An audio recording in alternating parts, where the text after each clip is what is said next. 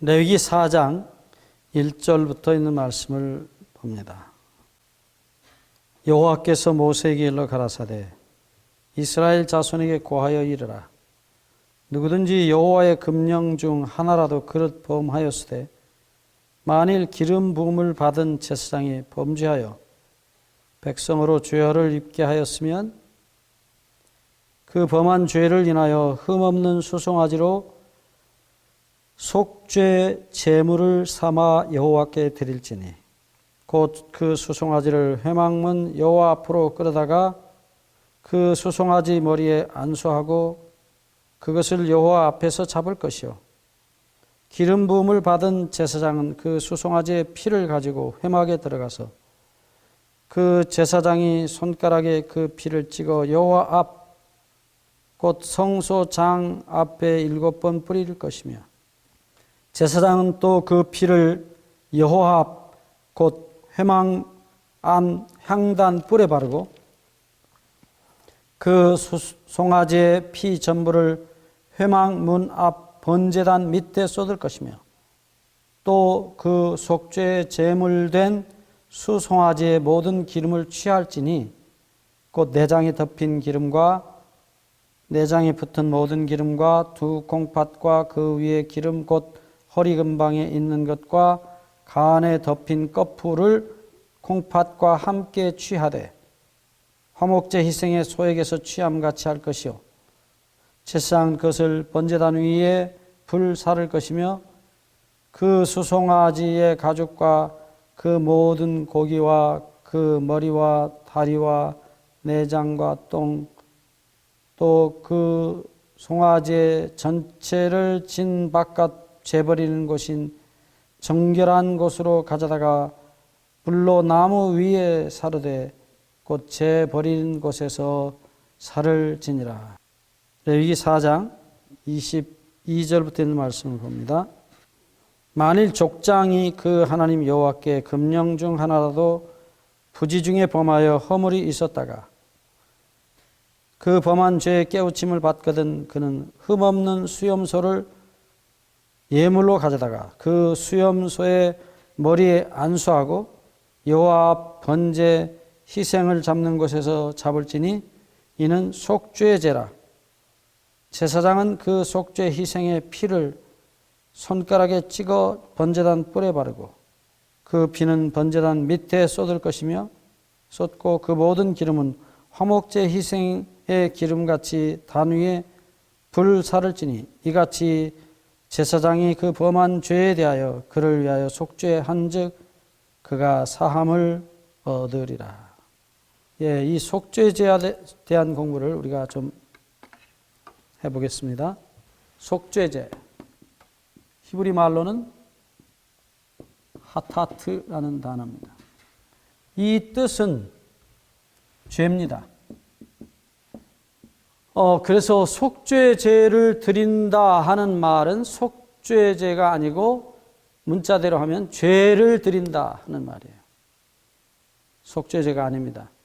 그래서 이 단어의 뜻을 따라서 우리가 이 속죄제를 쳐다보면 아주 직접적으로 죄를 하나님께 드리는 제사예요. 그리고 이 제사의 또 하나의 중요한 특징은 다른 모든 제사와 달리 번제단에서 이 제사가 끝이 나는 게 아니라 번제단에서 흘린 제물의 피가 마당에서 흘린 피가 뒷마당에 있는 하나님의 성소 안으로 옮겨지고 뿌려지는 제사예요. 예, 번제, 소제, 화목제는 여기서 끝이 납니다. 그러나 속죄제는 성소 안으로 피가 들어갑니다. 피가. 그래서 이 제사는 속죄의 과정을 보여주고 있는 제사예요. 속죄 과정입니다. 어떻게 죄가 없어지는지 속죄 전 과정을 잘 보여주고 있어요. 실제로 죄가 드려져서 죄가 없어지는 과정을 보여주는 것입니다. 그래서 이 과정을 주목하는 것은 중요합니다. 어떻게 실제로 죄가 없어지는가? 예, 먼저 이 속죄제는 종류가 두 가지예요. 지금 우리가 잠깐 보셨듯이 회중 전체를 위한 속죄제가 있고요. 회중 전체를 위한 속죄제가 있고 개인을 위한 속죄제가 있어요. 그런데 회중 전체를 위한 속죄제는 피가 성소 안으로 옮겨져요. 그래서 성소 안에 뿌려지고 나머지가 번제단 옆에 쏟습니다. 그리고 고기는 진 밖에서 불사릅니다. 진 밖에서 불사릅니다. 그러나 개인을 위한 속죄제의 피는 성소 안으로 옮겨지지 않습니다. 다 번제단 곁에다 쏟습니다.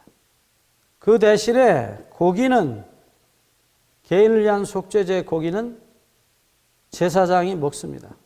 다릅니다. 왜 이런 과정을 하나님께서 겪게 하셨을까요? 다시 얘기합니다. 속죄제는 속죄 과정을 설명하고 있는 제사예요. 자, 속죄제라는 말하고 속죄하다 하는 말은 우리말은 말이 똑같은데 히브리 말은 전혀 다릅니다.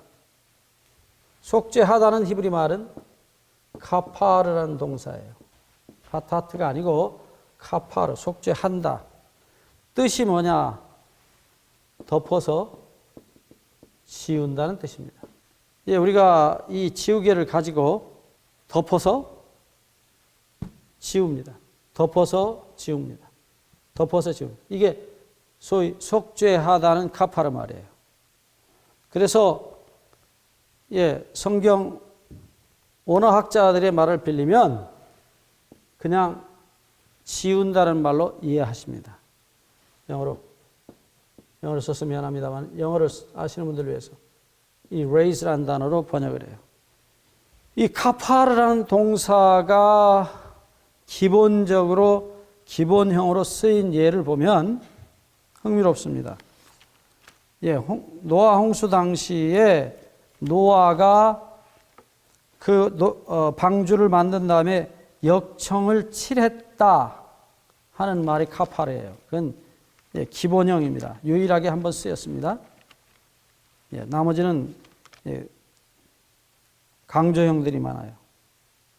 그래서 이 나무를 덮었다, 지워버렸다. 나무라는 게 없어졌어요. 역청이 덮어서 지워버린 거예요. 나무는 안 보여요. 그래서 이 단어의 여러 파생어들이 히브리 말로 보상, 예를 들어서 내가 다른 사람의 어떤 물건을 해를 끼쳐서 망가뜨리면 새 것을 가지고 그걸 막아요. 그걸 덮어요. 그래서 소위 보상한다는 말로 속량한다는 속량금 그런 단어들이 다 이 단어에게서 나옵니다. 그런데 어쨌든 이 궁극적인 이 단어의 끝의 결과는 뭐냐면 지워지는 것이에요. 이것은 대단히 중요한 단어입니다. 이 성서에 있어서 이 카파르, 속죄하다는 단어 얼마나 중요한 단어인지 몰라요. 거듭 말씀드리지만 성소는 죄라는 물건을 처리하기 위해서 세워진 기관이에요. 죄가 없었다면 굳이 이런 제도가 필요 없고 양이 죽어야 될 이유도 없어요. 필요도 없습니다. 이 죄라는 물건을 없애기 위해서 세워진 제사 제도의 마지막 결과는 지워진다 하는 것입니다.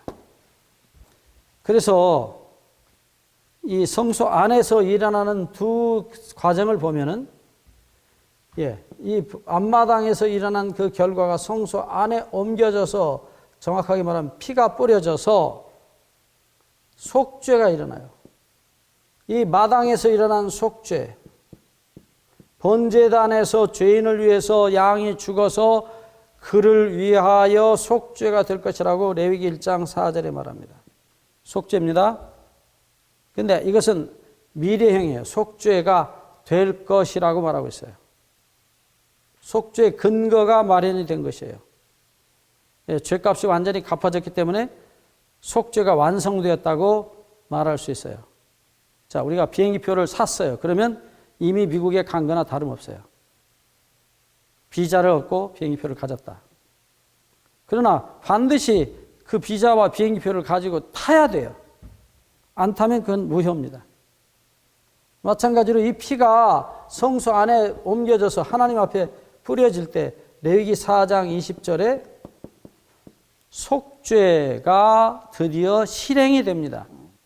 그래서 이 첫 번째 칸에서는 속죄하여